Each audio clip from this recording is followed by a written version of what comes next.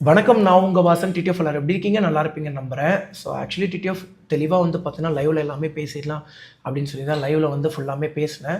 But unfortunately வந்து பார்த்தீங்கன்னா, internet இஷ்யூனால வந்து பார்த்தீங்கன்னா, அதில கிளாரிட்டி கொஞ்சம் கம்மியா இருந்துருச்சு.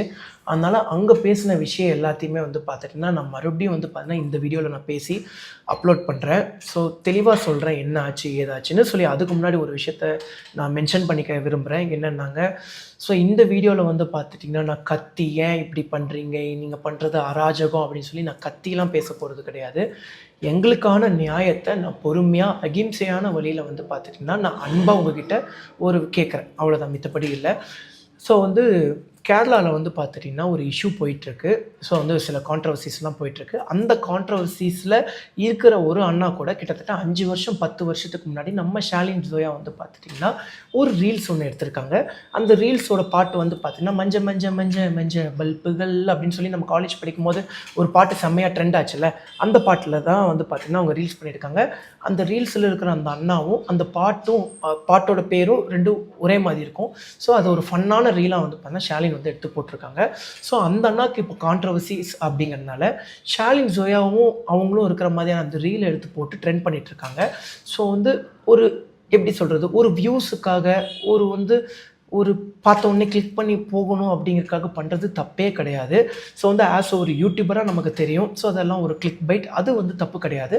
பட் எது தப்புன்னு வந்து பார்த்துட்டிங்கன்னா, அத வந்து அவங்க தெளிவா மென்ஷன் பண்ணாம, அவங்க வந்து என்ன சொல்லியிருப்பாங்கன்னு வந்து பார்த்தீங்கன்னா, எல்லாத்தையும் சொல்லி முடிச்சுட்டு, ஷாலின் ஜோயா வந்து இப்ப தான் வந்து பார்த்தீங்கன்னா, படம் நடிக்க ட்ரை பண்ணிட்டு இருக்காங்க அப்படின்னு ஒரு விஷயத்த பேசிட்டு, மறுபடியும் வந்து பார்த்துட்டிங்கன்னா, அந்த பாலியல் விஷயம், கேரளால நடந்த அந்த பாலியல் விஷயத்த பத்தி பேசிட்டு, அவங்க வந்து பார்த்தீங்கன்னா, வீடியோ எண்ட் பண்ணியிருப்பாங்க. இது வந்து பார்க்குறேன். ஸோ வந்து நான் ஒரு நார்மலான பெர்சனா இருந்து, நான் வந்து அந்த வீடியோவ கிளிக் பண்ணி பார்க்குறேன் அப்படிங்கிற பட்சத்தில, எனக்கே அது தப்பா தான் ஃபீல் ஆகும். ஸோ ஃபர்ஸ்ட் எடுத்தோனே எனக்கே ஒண்ணும் புரியல. என்னடா நடக்குது? ஏது நடக்குது? அப்படின்னு சொல்லி. அதுக்கப்புறம் கொஞ்ச நேரம் கழிச்சு தான், ஓ! இதுதான் விஷயமா? அப்படின்னு சொல்லி எனக்கு தெளிவா புரிய ஆரம்பிச்சது. ஸோ வந்து அவங்க வந்து ஷாலின் ஜோயா வந்து எனக்கு என்ன டவுட்னாங்க, ஜஸ்ட் வந்து பார்த்தீங்கன்னா, நீங்க கூகுள்ல வந்து ஷாலின் ஜோயான்னு போட்டாலே, அவங்க எவ்வளோ படம் நடிச்சிருக்காங்க, என்னென்ன படம் நடிச்சிருக்காங்க, எவ்வளோ படம் சூப்பர் ஹிட் ஆயிருக்கு, எவ்வளோ படம் வந்து பார்த்தீங்கன்னா, அவங்க டைரக்ட் பண்ணியிருக்காங்கன்னு சொல்லி தெளிவான இன்ஃபர்மேஷன்ஸ் கூகுள்லயே இருக்கு. பட் நீங்க இவ்ளோ மெயின் ஸ்ட்ரீம் மீடியாவா இருக்கீங்க. பட் நீங்க எப்படி ஒரு விஷயத்த ஆராய்ச்சியே பண்ணாம, நீங்க பாட்டுக்கு ஜாலியா ஏதோ பொதுமக்கள் இந்த ஊர்ல பாட்டிங்கள்லாம் டொக்கு டொக்கு டொக்குன்னு வெத்தலைய கொட்டிக்கிட்டு, அவங்க பாட்டுக்கு வந்து பார்த்தீங்கன்னா, வதந்திங்கள பேசுவாங்களோ, அந்த மாதிரி நீங்க பேசிட்டு போயிட்டீங்க. இது ரொம்ப தப்பு. நீங்க உங்க இடத்துலருந்து நீங்க நார்மலா பேசுற விஷயங்கள், நாங்கலாம் இப்ப தான் வளர்ந்து வரோம். எங்கள மாதிரியான ஆட்களுக்கு இது ஒரு மிகப்பெரிய அடியா இருக்கு. "வந்தாரை வாழ வைக்கும் தமிழ்நாடு" அப்படின்னு சொல்லி நம்ம எல்லாரும் பெருமையா நம்ம மார்ப தட்டிட்டு நம்ம சொல்றோம். பட் நீங்க பண்ணக்கூடிய செயல்கள் அது அப்படியே மாறுது. "வந்தாரை வாழ வைக்கும் தமிழ்நாடு" அப்படிங்கிற அந்த ஒரு அழகான சொற்கள நீங்க வந்து இழிவுபடுத்துறீங்க. ஒரு விஷயமே தெரியாம நீங்க எப்படி பேசலாம்? மனசுக்கு ரொம்ப கஷ்டமா இருக்கு. ஸோ வந்து ஜஸ்ட் நீங்க வந்து கூகுள்ல வந்து ஷாலின் ஜோயா அப்படின்னு சொல்லி போட்டீங்கனாலே, அதிலேயே மூவிஸ்ன்னு சொல்லி வருது. அதில வந்து பார்த்துட்டீங்கன்னா, அந்த மூவிஸ்ல எவ்வளோ மூவிஸ் அவங்க பண்ணியிருக்காங்கன்னு சொல்லி வருது. ஸோ இதில வந்து கிட்டத்தட்ட 30 படத்துக்கு மேல அவங்க நடிச்சிருக்காங்க. அதில வந்து பார்த்துட்டீங்கன்னா, கிட்டத்தட்ட 2 படம் வந்து பார்த்தீங்கன்னா, தமிழ் படம் பண்ணியிருக்காங்க. அதில ஒரு படம் வந்து பார்த்தீங்கன்னா, டைரக்ஷன் பண்ணியிருக்காங்க. பட் இப்ப தான் படத்துக்காக, பட வாய்ப்புகளுக்காக அவங்க வந்து கேரளா.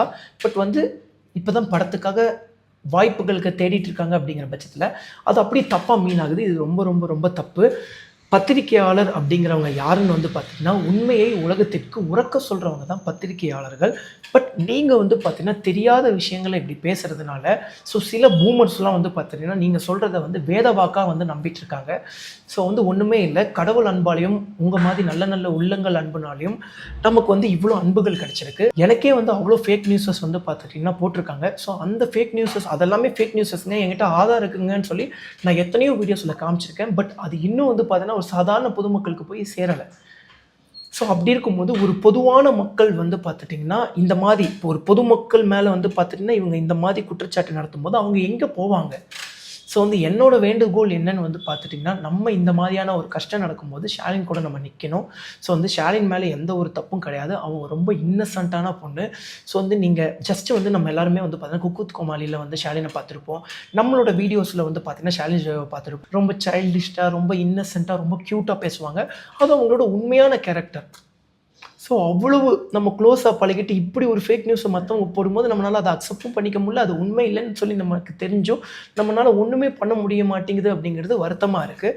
ஸோ வந்து நம்ம முன்னாடி ஒருத்தவங்க கஷ்டப்படுறாங்க அப்படிங்கிற பட்சத்தில் நமக்கு என்ன நடந்தாலுமே நம்ம கண்ணு முன்னாடி யாருக்கு ஒரு அநீதி நடந்தாலும் ஸோ நம்ம நெஞ்சை தட்டிட்டு போய் நாங்கள்லாம் தமிழர்கள், எங்கள் கண்ணு முன்னாடி வந்து பார்த்துட்டிங்கன்னா எந்த ஒரு பெண்ணிற்கும் எந்த ஒரு ஆணிற்கும் அநீதி நடக்கக்கூடாது அப்படின்னு சொல்லி நம்ம போய் நிற்கணும். பட் அப்படி யாருமே நிற்க மாட்டேங்கிறாங்க. ரொம்ப வருத்தமான விஷயமா இருக்குது. ஸோ வந்து இப்போ ரீசெண்டாக வந்து பார்த்துட்டிங்கன்னா நிறைய விஷயத்தை பற்றி பேசலாம். ஸோ வந்து மோட்டோ விளாகிங் கம்யூனிட்டின்னு சொல்லி நிறைய பேர் சுற்றிட்டு இருக்காங்க. ஸோ அப்படி இருக்கிற ஒரு மோட்டோ விளாகர், டாப் மோட்டோ விளாகராக இருக்கிற எனக்கு வந்து இந்த ஒரு குளத்தில் வந்து பார்த்திங்கன்னா குளிக்கும் போது ஸோ வந்து சம்மந்தமே இல்லாமல் கஞ்சா போதையும் சரக்கு போதையும் அடிச்சுட்டு வந்துட்டு அவ்வளோ ஒரு அராஜகம் பண்ணியிருப்பாங்க. அதை பற்றி இவனுங்கெல்லாம் யாரும் பேசலை. பட் இதே எனக்கு வந்து நான் ஒரு தப்பு பண்ணிட்டேன் அப்படிங்கிற பட்சத்தில் அப்படியே வந்து பேச ஆரம்பிச்சிருவாங்க. ஸோ நிறைய நல்ல உள்ளங்கள் பேசுகிறாங்க. ஸோ அவங்களுக்கெல்லாம் ஒரு மிகப்பெரிய நன்றிகள். நீங்கள்லாம் வந்து பார்த்துட்டிங்கன்னா நல்ல விஷயம் பண்ணிட்டு இருக்கீங்க. எப்போவுமே வந்து பார்த்திங்கன்னா ஒரு அநீதி நடக்குதுன்னா நம்ம கண்டிப்பாக குரல் கொடுப்போம்.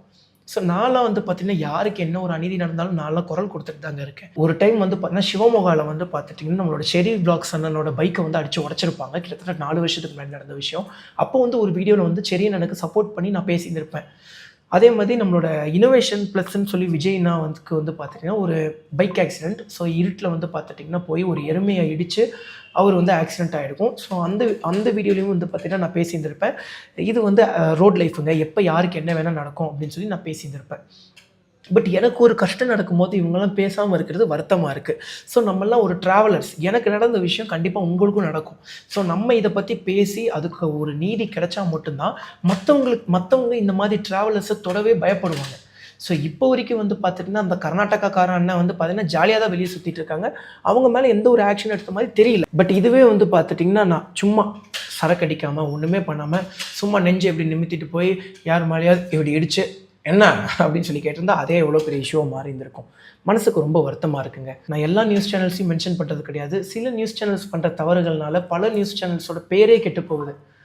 ஸோ எனக்குலாம் ஒரு காலத்தில் நியூஸ் சேனல்ஸ்னால் அவ்வளோ பிடிக்கும். பட் என் மேலேயே ஒரு ஃபேக் நியூஸஸ் போடும்போது இதெல்லாம் பார்க்கும்போது எனக்கே கஷ்டமாக இருக்குது. இப்போ ரீசெண்டாக இர்ஃபான் அண்ணா, பிரியாணி மேன், அதுக்கப்புறம் நம்ம நந்தா அண்ணாக்கு ஒரு கான்ட்ரவர்சிஸ் வந்திருக்கும்.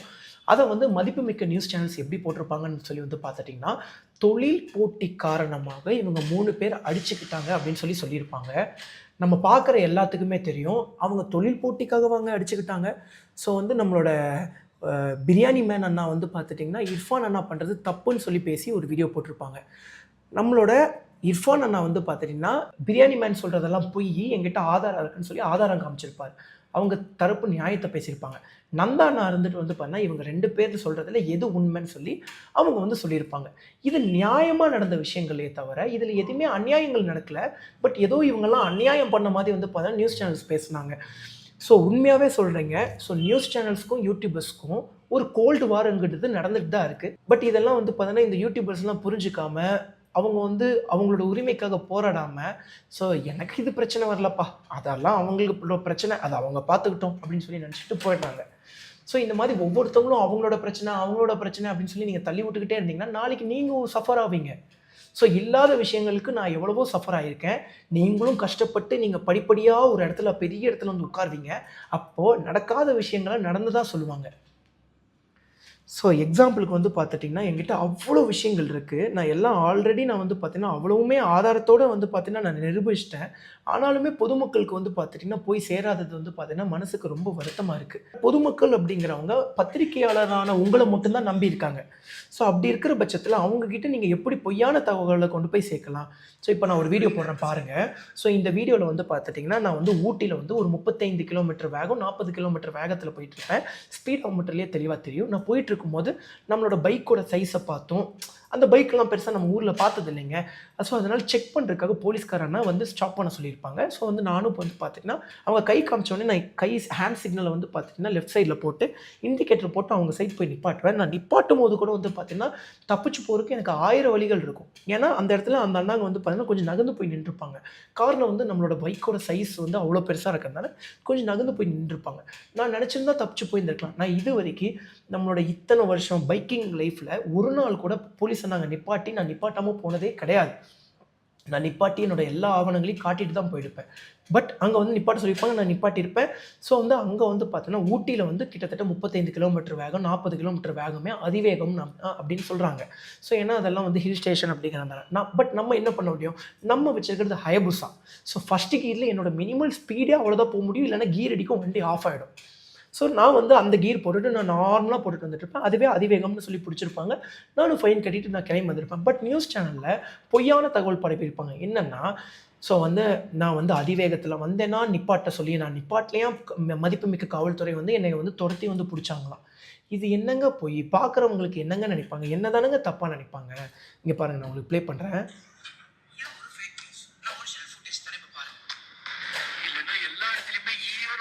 ஸ்பீடோமீட்டர் பாருங்கள், 40 கிலோமீட்டர் வேகம். நிப்பாட்ட சொல்கிறாங்க. அந்த அண்ணா நகர்ந்து போயிட்டாரு. நான் இண்டிகேட்டர் போட்டு நிப்பாட்டுறேன்.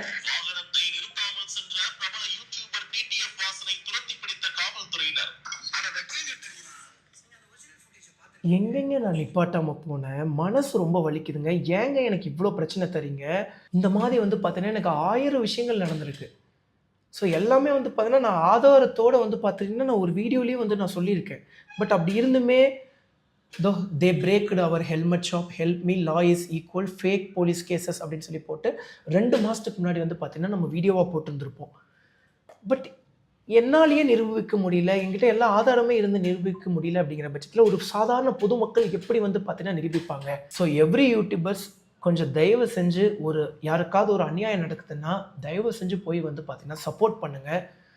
ஸோ நீங்கள் சப்போர்ட் பண்ணல அப்படிங்கிற பட்சத்தில் நாளைக்கு உங்களுக்கு தான் அது பிரச்சனையாக வரும். ஸோ நீங்கள் வளர்ந்து வர்றீங்க அப்படிங்கிற பட்சத்தில் உங்கள் முகத்தை வச்சா வியூஸ் போகும் அப்படிங்கிற பட்சத்தில் அவங்க வந்து எக்ஸ்ட்ராவாக சொல்லுவாங்க. நான் எவ்வளவோ வாட்டி சொல்லிட்டேன். இப்போ நான் சொல்லியும் வந்து பார்த்துட்டிங்கன்னா, இது ஒன்றும் பெருசாக மாறுதல் நடக்க போகிறதில்ல, யாரும் பேச போகிறதில்ல. பட் யார் இருக்காங்களோ இல்லையோ, ஸோ கஷ்டப்படுறவங்களுக்கு நான் எப்போவுமே இருப்பேன். அதே மாதிரி ஷாலினுக்கு ஒரு கஷ்டம் நடக்குது, நான் எப்போவுமே அவங்களுக்காக நிற்பேன். என் பசங்களும் அவங்களுக்காக நிற்பாங்க. ஸோ வந்து தயவு செஞ்சு மதிப்புமிக்க நியூஸ் சேனல் பொய்யான தகவல்களை பரப்பாதீங்க. அது போக வந்து பார்த்துட்டிங்கன்னா, அந்த நியூஸ் சேனலில் வந்து பார்த்துட்டிங்கன்னா, மஞ்சள் வீரனோட ஹீரோ அப்படின்னு சொல்லியிருப்பாங்க. நான் மஞ்சள் வீரனோட ஹீரோ மட்டும் கிடையாது. மஞ்சள் வீரன் அண்ட் இந்தியன் பீனல் லா, ஐபிஎல்னு ஒரு படம் பண்ணிட்டுருக்கேன். அந்த படத்தோட ஹீரோவும் தான். ஸோ ஷூட்டிங்லாம் முடிஞ்சு இன்னும் கொஞ்சம் நாளில் ரிலீஸ் ஆகும். கண்டிப்பாக எல்லோரும் குடும்பத்தோடு பாருங்கள். ஸோ மனசுக்கு ரொம்ப கஷ்டமாக இருக்குது. பார்ப்போம் இதுக்காவது ஒரு நீதி கிடைக்குதான்னு. இப்போ ஒரு நாளைக்கு முன்னாடி வந்து பார்த்தீங்கன்னா ஒரு வீடியோ போட்டிருப்பேன், அதுக்கும் நீதி கிடைக்கல. இதுக்காவது நீதி கிடைக்குதான்னு பார்ப்போம். ஸோ எல்லாம் பார்த்து பத்திரமா இருங்க, சேஃபாக இருங்க. ஸோ ரொம்ப இன்னசென்ட்டான பொண்ணுங்க ஷாலின். ஸோ அவங்க எந்த ஒரு தப்பு பண்ணியிருக்க மாட்டாங்க. நான் அடித்து சொல்கிறேன், சத்தியம் பண்ணி கூட சொல்கிறேன். ஸோ ஒரு செல்ஃப் லவ் அப்படிங்கிறது அவங்கள பார்த்து தான் கற்றுக்கிட்டேன். ஸோ உலகத்துலேயே உங்களுக்கு பிடிச்சது யார் அப்படின்னு சொல்லி நம்மளை பார்த்து கேட்டால் நம்ம அப்பா அம்மாம்போம், இல்லை நம்ம ஃப்ரெண்டை சொல்லுவோம், இல்லை நம்ம யாரையாவது லவ் பண்ணுறோன்னா அந்த பொண்ணோட பேர் சொல்லுவோம். பட் ஷாலின் கிட்டே போய் உங்கள் உலகத்துலேயே உங்களுக்கு பிடிச்சவங்க யாருன்னு சொல்லி கேட்டால் அவங்கள தான் சொல்லுவாங்க. ஸோ ஷாலின் வந்து அவங்களே தான் அவங்க பிடிச்சிக்கிச்சு அப்படின்னு சொல்லுவாங்க. பட் அப்படி இருக்கிற பட்சத்தில் அவ்வளோ ஒரு செல்ஃப் லவ் இருக்கிற அவங்களுக்கு இப்போ அவங்களுக்கே பிடிக்கல அப்படின்னு சொல்லி அவங்க அழுகுறாங்க. ஸோ வந்து ஏதாவது ஒரு தவறுதான ஒரு முடிவு எடுத்துட்டா என்னங்க பண்ணுறது? Being TT person is not easy bro. So வந்து இவ்வளவு பிரச்சனையிலையும் நம்ம இப்படி லூசுமாக சிரிக்கிறோம் அப்படின்னு சொல்லி எனக்கு சத்தியமாக புரியல. எல்லாம் கடவுள் கொடுத்த அந்த ஒரு பரிசு. பட் எல்லாரும் அதே மாதிரி இருக்க மாட்டாங்க. ஸோ தவறான ஒரு முடிவு எடுத்துட்டாங்க அப்படிங்கிற பட்சத்தில் அது வந்து பார்த்தீங்கன்னா கண்டிப்பாக தற்கொலை கிடையாது. ஓகே, ஸோ வந்து எல்லாம் பார்த்து பத்திரமா இருங்க, சேஃபாக இருங்க. Love you so much. Tata bye bye, take care. எவ்வளோ வேகமாக போனால் சேஃபாக போங்க.